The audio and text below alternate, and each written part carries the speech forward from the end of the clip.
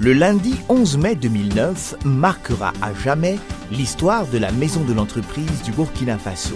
En effet, c'est ce jour que les partenaires techniques et financiers, les autorités avec à leur tête le Premier ministre, ont procédé à l'inauguration du nouveau siège de la maison de l'entreprise, sise au 132 avenue du Lion. D'une superficie de 1800 mètres carrés, la bâtisse de 3 niveaux est composée de 43 bureaux spacieux, 3 salles de réunion, un restaurant d'affaires, un cyber-entreprise au standing et des secrétariats collectifs. Avec un tel joyau, d'un coût de 1 milliard de nos francs, on peut comprendre aisément la joie qui anime les premiers responsables de la maison de l'entreprise.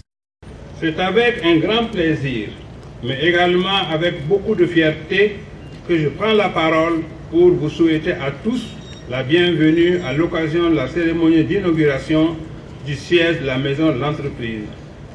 Je suis d'autant plus heureux que je suis témoin de l'évolution de cette maison en tant que membre fondateur et administrateur depuis sa création. Ce sentiment est partagé par l'équipe gouvernementale.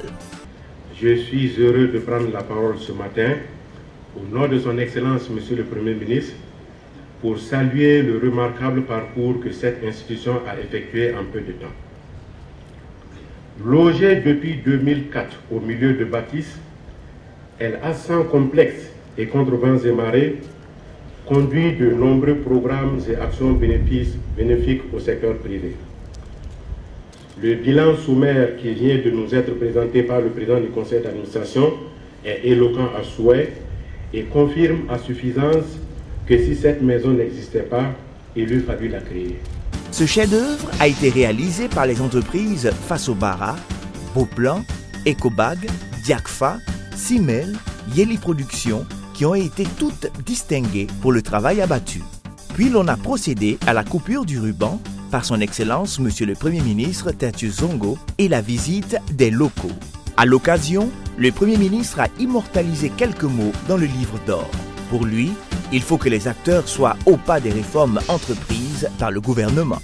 Pour nous, la maison de l'entreprise, c'est une structure où nous voulons fédérer un certain nombre d'actions qui concourent à gagner du temps et à gagner en efficacité.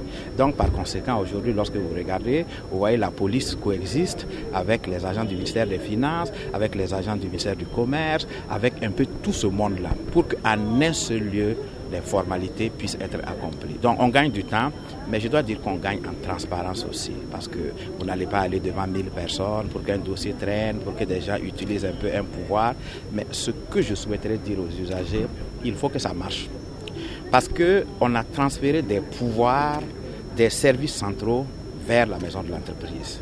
Il ne faut pas que les agents qui seront là-bas utilisent ces pouvoirs pour créer des situations de rente. Les dossiers doivent être délivrés dans des délais qui sont connus. Il ne s'agira pas pour nous de déplacer des mauvais comportements de l'administration centrale vers des guichets uniques. Et je souhaiterais que les usagers nous aident vraiment à faire en sorte que les choses marchent et que chacun trouve son compte. Le représentant